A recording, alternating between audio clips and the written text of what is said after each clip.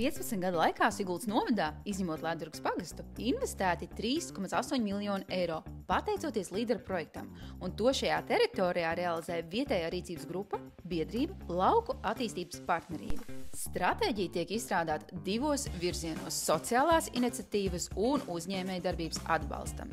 Sociālās attīstības virziens paredzēts, lai uzlabotu dzīves kvalitāti lauku teritorijās, veicinātu sabiedrības iesaisti un sociālo iekļaušanu. Projekta ietvaros ir atbalstīta tautas tērpa un mūzikas instrumenti iegāde, kā arī labiekārtoti bērnu laukumiņi un pludmales teritorija.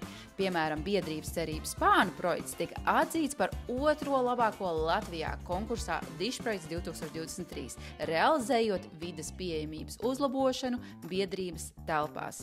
Savukārt uzņēmējdarbības atbalstam šogada laikā novadā, pateicoties līderu projektiem, ir iegādātas jaunas iekārtas, tehnikas un aprīkojumi, kā arī izveidotas atpūtas vietas un brīvdienu namiņi un labi iekārtotas teritorijas.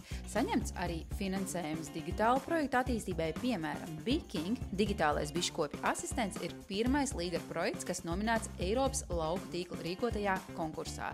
Kopskaitā vairāk kā 250 realizēti projekti. Siguldā grauzdēta kafija kopā ar līderi. Tavam skaistumam un mirdzošai ādai kopā ar līderi. Lai labi kraukšķi kopā ar līderi. Lai labi skan kopā ar līderi. Uz veselību kopā ar līderi. Daram labu kopā ar līderi. Līderi ir Eiropas Savienības atbalsta programma. Par aktuālajiem projektiem vairāk mājaslapā lapo.lv.